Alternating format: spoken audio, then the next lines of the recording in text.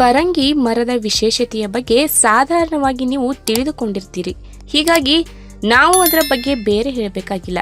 ಪರಂಗಿಕಾಯಿ, ಅದರ ಬೀಜಗಳು, ಹಣ್ಣು ಎಲ್ಲವೂ ಸಹ ಒಂದೊಂದು ರೀತಿಯಲ್ಲಿ ನಮ್ಮ ದೇಹಕ್ಕೆ ಪ್ರಯೋಜನಕಾರಿ. ಒಟ್ಟಾರೆಯಾಗಿ ಹೇಳಬೇಕೆಂದ್ರೆ ದೊಡ್ಡ ದೊಡ್ಡ ಜೀವಕ್ಕೆ ಮಾರಕ ಎನಿಸುವ ಸಮಸ್ಯೆಗಳನ್ನ ಅತ್ಯಂತ ಸುಲಭವಾಗಿ ಪರಂಗಿ ಮರದ ಎಲೆಗಳು ಬಗೆಹರಿಸುವ ಕೆಲಸ ಮಾಡಿವೆ. ನಮ್ಮ ರಕ್ತ ಕಣಗಳಲ್ಲಿ ಪ್ಲೇಟ್ಲೆಟ್ಗಳು ಸಹ ಬಹಳ ಮುಖ್ಯವಾದವು. ಇವುಗಳ ಕೊರತೆ ಎದುರಾದರೆ ದೇಹದ ರೋಗ ನಿರೋಧಕ ಶಕ್ತಿ ಕುಂದುತ್ತದೆ ಮತ್ತು ಇನ್ನಿತರ ಆರೋಗ್ಯ ಸಮಸ್ಯೆಗಳು ಕಾಣಿಸಿಕೊಳ್ಳಲು ಪ್ರಾರಂಭವಾಗುತ್ತದೆ. ಹಾಗಾಗಿ ಇವುಗಳ ಸಮತೋಲನವನ್ನ ಕಾಯ್ದುಕೊಳ್ಳುವುದು ಬಹಳ ಮುಖ್ಯವಾಗುತ್ತದೆ. ಹಾಗಾದ್ರೆ ಪರಂಗಿ ಮರದ ಎಲೆಗಳು ಹೇಗೆ ನಮ್ಮ ದೇಹದ ರಕ್ತ ಸಂಚಾರದಲ್ಲಿ ಕಂಡುಬರುವ ಬಹು ಮುಖ್ಯವಾದ ಅಂಶಗಳು ಎನ್ನಲಾದ ಪ್ಲೇಟ್ಲೆಟ್ಗಳ ಸಂಖ್ಯೆಯನ್ನ ಹೆಚ್ಚು ಮಾಡಬಲ್ಲುದು ಎಂಬುದರ ಬಗ್ಗೆ ಇವತ್ತಿನ ವಿಡಿಯೋ ಮುಖಾಂತರ ತಿಳಿದುಕೊಳ್ಳೋಣ.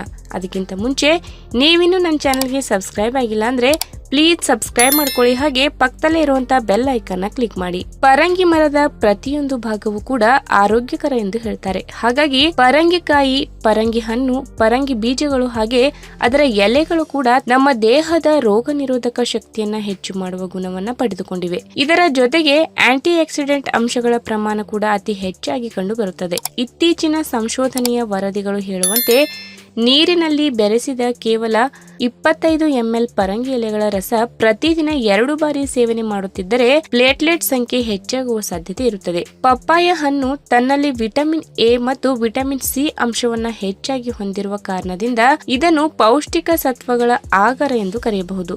ಇನ್ನು ಪರಂಗಿ ಮರದ ಎಲೆಗಳು ತಮ್ಮಲ್ಲಿ ಆಂಟಿ ಆಕ್ಸಿಡೆಂಟ್ ಗುಣಲಕ್ಷಣಗಳು ಇರುವ ಕಾರಣದಿಂದ ನಮ್ಮ ದೇಹದಲ್ಲಿ ರಕ್ತದ ಕಣಗಳನ್ನ ಹಾಗೂ ಪ್ಲೇಟ್ಲೆಟ್ಸ್ಗಳ ಸಂಖ್ಯೆಯನ್ನ ಹೆಚ್ಚು ಮಾಡುವ ಸಾಧ್ಯತೆ ಇದೆ. ಕೆಂಪು ರಕ್ತ ಕಣಗಳ ಜೀವಕೋಶಗಳನ್ನ ಬೇರ್ಪಡಿಸುವ ಕಾರಣದಿಂದಾಗಿ ಡೆಂಗ್ಯೂ ವೈರಸ್ ಮತ್ತು ಇನ್ನಿತರ ಮಾರಕ ಸಮಸ್ಯೆಗಳಿಗೆ ವಿರುದ್ಧ ರೀತಿಯಲ್ಲಿ ಕೆಲಸ ಮಾಡಿ ಆರೋಗ್ಯ ರಕ್ಷಣೆ ಮಾಡುತ್ತವೆ. ಹೀಗಾಗಿ ತಾಜಾ ಪರಂಗಿ ಎಲೆಗಳನ್ನ ದಿನದಲ್ಲಿ 1 ಅಥವಾ 2 ಬಾರಿ ಪೇಸ್ಟ್ ತಯಾರು ಮಾಡಿಕೊಂಡು ಸೇವನೆ ಮಾಡುವುದರಿಂದ ಅತಿ ಹೆಚ್ಚು ಅನುಕೂಲವಾಗಲಿದೆ. ಇನ್ನು ಆಯುರ್ವೇದದ ಪದ್ಧತಿಯ ಪ್ರಕಾರ ಯಾವಾಗ ನಮ್ಮ ದೇಹದಲ್ಲಿ ಸಮತೋಲನ ತಪ್ಪುತ್ತದೆ ಆಗ ನಮಗೆ ಜ್ವರ ಬರುತ್ತದೆ ಮತ್ತು ಈ ಸಂದರ್ಭದಲ್ಲಿ ಪಪ್ಪಾಯ ಎಲೆಗಳ ರಸ ಅದ್ಭುತವಾಗಿ ಕೆಲಸ ಮಾಡುತ್ತದೆ. ತನ್ನಲ್ಲಿರುವ ಆಂಟಿ ಆಕ್ಸಿಡೆಂಟ್ ಅಂಶಗಳ ಪ್ರಮಾಣದಿಂದ ದೇಹದ ಗಾಯಗಳನ್ನ ವಾಸಿ ಮಾಡುವ ಜೊತೆಗೆ ಜ್ವರದ ಸಮಸ್ಯೆಯನ್ನ ನಿವಾರಣೆ ಮಾಡಿ ದೇಹದ ಬಿಳಿ ರಕ್ತ ಕಣಗಳನ್ನ ಸ್ವಯಂಚಾಲಿತವಾಗಿ ಹೆಚ್ಚು ಮಾಡಿ ರೋಗ ನಿರೋಧಕ ಶಕ್ತಿಯನ್ನ ಅಭಿವೃದ್ಧಿಪಡಿಸುತ್ತದೆ.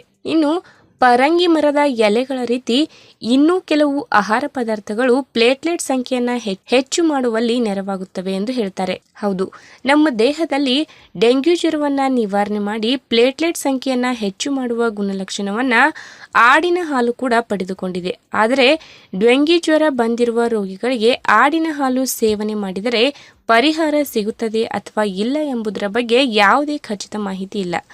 ಆದರೂ ಕೂಡ ಆಡಿನ ಹಾಲಿನಲ್ಲಿ ಸೆಲೆನಿಯಂ ಅಂಶ ಇರುವುದರಿಂದ ಇದೊಂದು ಬಹಳ ಪ್ರಯೋಜನಕಾರಿಯಾದ ಹಾಲು ಎಂದು ಹೇಳಬಹುದು. ಆಯುರ್ವೇದದ ಪ್ರಕಾರ ಈ ಹಿಂದೆ ಕೂಡ ವಿವಿಧ ಬಗೆಯ ಜ್ವರದ ಸಮಸ್ಯೆಗಳಿಗೆ ಪರಿಹಾರವಾಗಿ ಮೇಕೆ ಹಾಲನ್ನ ಬಳಕೆ ಮಾಡಿದ್ದಾರೆ. ಆದರೆ ಇದು ಪ್ಲೇಟ್ಲೆಟ್ ಸಂಖ್ಯೆಯನ್ನ ಹೆಚ್ಚು ಮಾಡುವ ಯಾವುದೇ ನಿದರ್ಶನ ಇದುವರೆಗೆ ಲಭ್ಯವಾಗಿಲ್ಲ. ಇನ್ನು ಪರಂಗಿ ಮರದ ಎಲೆಗಳ ರಸ ಡೆಂಗ್ಯೂ ಜ್ವರ ಇರುವವರಿಗೆ ಹೆಚ್ಚು ಪ್ರಯೋಜನಕಾರಿ. ಇದು ಪ್ಲೇಟ್ಲೆಟ್ ಸಂಖ್ಯೆಯನ್ನ ಅಭಿವೃದ್ಧಿಪಡಿಸುತ್ತದೆ. ಮೇಕೆ ಹಾಲಿನ ರೀತಿ ಇದರಲ್ಲಿ ಯಾವುದೇ ದ್ವಂದ್ವ ನಿಲುವಿಲ್ಲ. ಪರಂಗಿ ಮರದ ಎಲೆಗಳಿಂದ ದೇಹದಲ್ಲಿ ಪ್ಲೇಟ್ಲೆಟ್ ಸಂಖ್ಯೆ ಹೆಚ್ಚಾಗಿ ಅತಿಯಾದ ಜ್ವರ ನಿವಾರಣೆ ಆಗುತ್ತದೆ ಎಂಬ ಬಗ್ಗೆ ಬಹಳ ಹಿಂದಿನಿಂದಲೂ ಪುರಾವೆಗಳು ಇವೆ. ಹೀಗಾಗಿ ಡೆಂಗ್ಯೂ ಜ್ವರ ಬಂದಿರುವ ಜನರು ತಾವು ತೆಗೆದುಕೊಳ್ಳುವ ಔಷಧಿಗಳ ಜೊತೆಗೆ ಇದನ್ನು ಸಹ ಸೇವನೆ ಮಾಡಬಹುದು.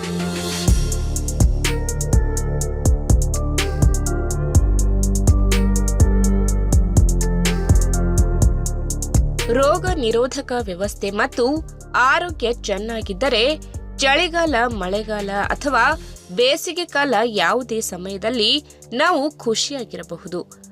ಆರೋಗ್ಯ ಕೈ ಕೊಡುತ್ತದೆ ಎನ್ನುವ ಭಯ ಇರುವುದಿಲ್ಲ. ಈಗ ಚಳಿಗಾಲ, ಹಾಗಾಗಿ ನಮ್ಮ ಆರೋಗ್ಯದಲ್ಲಿ ಬದಲಾವಣೆಯನ್ನ ನಾವು ನಿರೀಕ್ಷೆ ಮಾಡಬಹುದು. ತಾಪಮಾನದ ಬದಲಾವಣೆಯಿಂದ ಜ್ವರ, ನೆಗಡಿ, ಕೆಮ್ಮು ಬರುವ ಸಾಧ್ಯತೆ ಹೆಚ್ಚಾಗಿರುತ್ತದೆ. ಇದಕ್ಕಾಗಿ ಭಯಪಡಬೇಕಾಗಿಲ್ಲ, ಏಕೆಂದರೆ ಇದು ಈ ಸಮಯದಲ್ಲಿ ಎಲ್ಲರಿಗೂ ಮಾಮೂಲಿ. ಆದರೆ ಇಂತಹ ಸಮಸ್ಯೆ ಬಂದಾಗ ಹೇಗೆ ಅದರಿಂದ ಬಚಾವಾಗಬಹುದು ಎಂಬುದನ್ನ ತಿಳಿದುಕೊಂಡರೆ ಸಾಕು. ರೋಗ ನಿರೋಧಕ ಶಕ್ತಿಯನ್ನ ಹೆಚ್ಚಾಗಿ ಕೊಡುವ ಮತ್ತು ವಿಟಮಿನ್ ಸಿ ಅಪಾರ ಪ್ರಮಾಣದಲ್ಲಿರುವ ಸೀಬೆಹಣ್ಣು ನಮಗೆ ಈ ನಿಟ್ಟಿನಲ್ಲಿ ಅನುಕೂಲಕಾರಿ ಎಂದು ಡಾಕ್ಟರ್ ಹೇಳುತ್ತಾರೆ.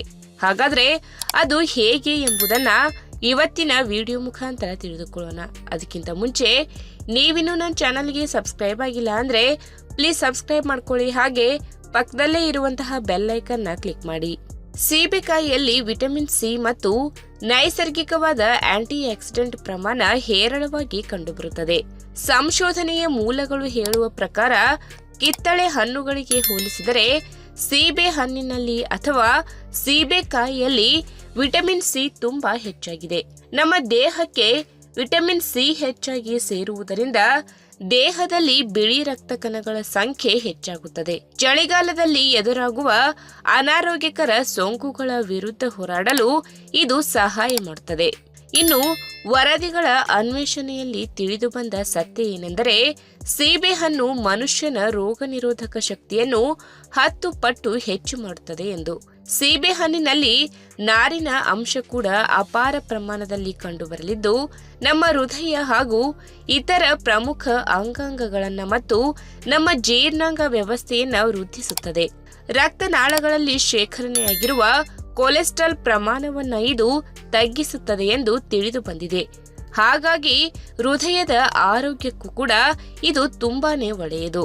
ಇನ್ನು ವಿಟಮಿನ್ ಎ ಪ್ರಮಾಣ ಸೀಬೆ ಹಣ್ಣಿನಲ್ಲಿ ಹೆಚ್ಚಾಗಿದ್ದು ದೇಹದಲ್ಲಿ ಲೋಳೆ ರಸವನ್ನ ಮತ್ತು ಲೋಳೆ ಪದರವನ್ನ ರಕ್ಷಣೆ ಮಾಡಿ ಜೀವಕೋಶಗಳನ್ನ ಕಾಪಾಡುತ್ತದೆ. ಇದರಿಂದ ಸೋಂಕುಕಾರಕ ಕ್ರಿಮಿಗಳು ಜೀವಕೋಶಗಳ ಮೇಲೆ ದಾಳಿ ಮಾಡಲು ಬಂದಾಗ ಸಿಕ್ಕಿ ಹಾಕಿಕೊಳ್ಳುತ್ತವೆ. ಇನ್ನು ಬಿಳಿ ಬಣ್ಣದ ಸೀಬೆಹಣ್ಣಿಗಿಂತ ಒಳಗೆ ಕೆಂಪು ಬಣ್ಣ ಇರುವ ಸೀಬೆಹಣ್ಣು ಆರೋಗ್ಯಕ್ಕೆ ತುಂಬಾ ಪರಿಣಾಮಕಾರಿ ಎಂದು ಹೇಳಲಾಗುತ್ತದೆ. ಏಕೆಂದರೆ ಇದರಲ್ಲಿ ಲೈಕೋಪಿನ್ ಅಂಶ ಹೆಚ್ಚಾಗಿ ಇರುತ್ತದೆ. ಹಾಗಾಗಿ ಇದು ನಮ್ಮ ಚರ್ಮದ ರಕ್ಷಣೆಗೂ ಕೂಡ ಅನುಕೂಲಕಾರಿಯಾಗಿ ಕೆಲಸ ಮಾಡುತ್ತದೆ. ಟೊಮೆಟೊ ಹಣ್ಣಿನ ತರಹ ಆರೋಗ್ಯ ಪ್ರಯೋಜನಗಳನ್ನು ನಮಗೆ ನೀಡುತ್ತದೆ. ನಿಮಗೆ ಒಂದು ವೇಳೆ ಶೀತ ಅಥವಾ ನೆಗಡಿ ಎದುರಾದ ಸಂದರ್ಭದಲ್ಲಿ ಸೀಬೆಹಣ್ಣು ತಿನ್ನಲು ಹಿಂದೆ ಮುಂದೆ ನೋಡುವ ಅವಶ್ಯಕತೆ ಇಲ್ಲ. ಇನ್ನು ನೈಸರ್ಗಿಕವಾದ ರೂಪದಲ್ಲಿ ಸೀಬೆಹಣ್ಣು ತಿನ್ನುವುದು ಎಲ್ಲ ಆಯಾಮದಲ್ಲೂ ಆರೋಗ್ಯಕ್ಕೆ ಒಳ್ಳೆಯದು. ಇದರಿಂದ ಸ್ಮೂತಿ, ಸಲಾಡ್ ಬೇಕಾದರೂ ತಯಾರಿಸಿ ತಿನ್ನಬಹುದು. ಇದಕ್ಕಾಗಿ ನೀವು 1 ಕಪ್ ಹಾಲು ತೆಗೆದುಕೊಂಡು ಅದಕ್ಕೆ ಸೀಬೆಹಣ್ಣು ಸೇರಿಸಿ ಅಂಜೂರ ಅಥವಾ ಖರ್ಜೂರ ಸೇರಿಸಿ ಒಂದು ಅದ್ಭುತವಾದ ಪಾನೀಯವನ್ನ ತಯಾರು ಮಾಡಿ ಕುಡಿಯಬಹುದು.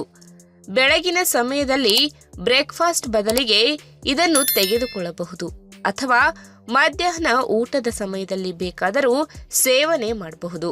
ಈ ವಿಡಿಯೋ ನಿಮಗೆ ಇಷ್ಟವಾದಲ್ಲಿ ತಪ್ಪದೆ ಲೈಕ್ ಮಾಡಿ, ಶೇರ್ ಮಾಡಿ, ಹಾಗೆ ನಿಮ್ಮ ಅನಿಸಿಕೆ